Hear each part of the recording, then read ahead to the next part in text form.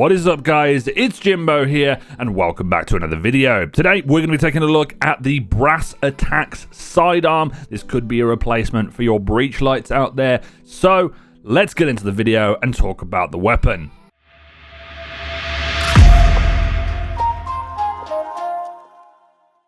If you enjoy my content though, guys, please make sure you hit the like and subscribe button. It really helps out the channel.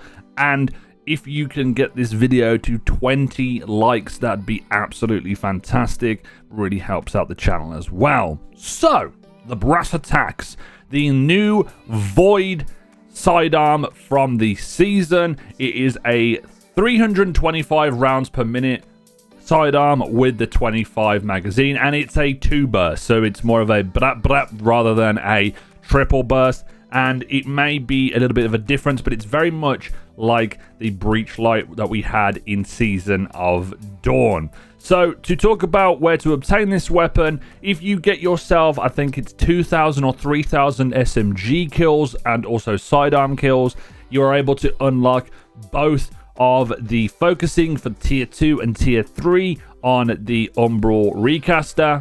And you can also get this to drop at the end of the battlegrounds if you are lucky.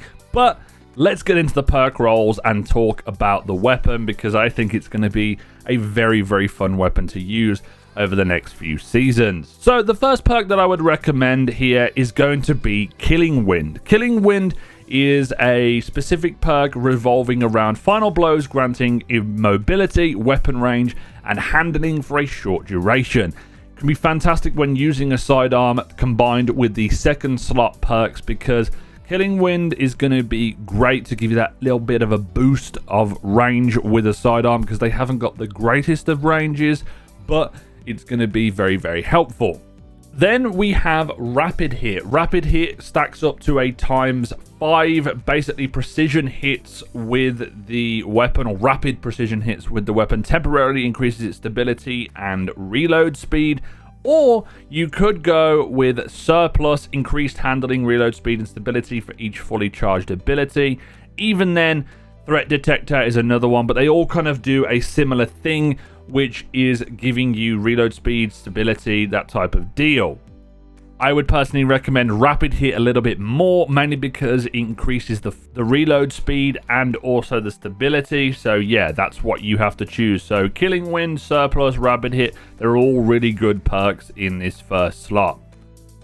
Now, let's talk about the second slot, because this weapon has a lot of utility and also a lot of damage that it can do. First of all, we're going to talk about our old friend Frenzy that we have on this weapon. Being in combat for an extended period of time increases damage, handling, and reload for this weapon until you're out of combat. The reason why Frenzy is such a good perk for majority of weapons is because it's kind of like Feeding Frenzy, Rampage, and also Quick Draw, but all like toned down a little bit. And those 3 perks in one make it really, really top tier. So that's why I would recommend it.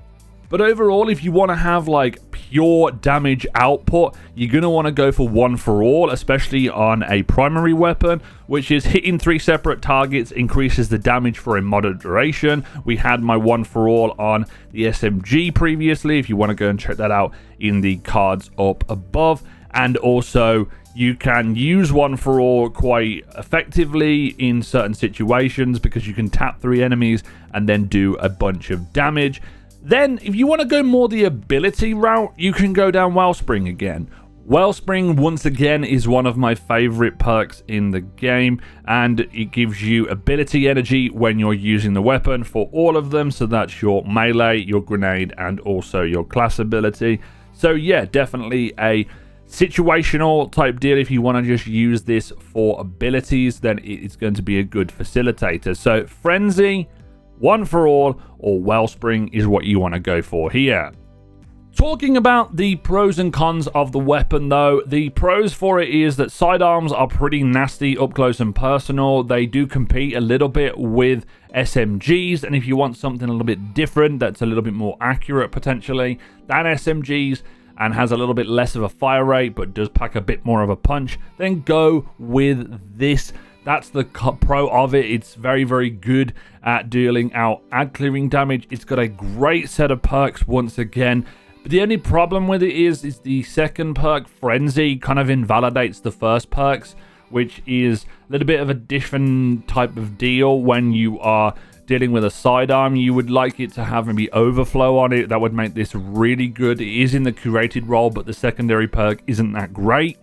But it's a sidearm. It does the job that it needs to do. And then we talk about the cons of it is that it is actually a sidearm. It doesn't really have the greatest of range. It's a 2 burst compared to a 3 burst. And it have to be a little bit more accurate with sidearms rather than bursting down enemies with an SMG. But that's just my personal preference. That's the only con that I would really give it. And overall, if you want to look at the weapon as a whole, it's not going to be sunset until season 17, so definitely get it. It might be a unstoppable weapon in the next season or so, or it might have a buff at some point in the future, so definitely pick this up because it's a fantastic weapon and use it to its fullest. But that pretty much covers the brass attacks, guys. Go and get it from the seasonal battleground event. It's a fantastic weapon, and I'm going to be using it a lot to see what the difference between the SMG and the sidearm is and see which one is king by the end of the season. And as always, thank you very much for watching the video. Make sure you hit the like and subscribe button. It really helps out the channel.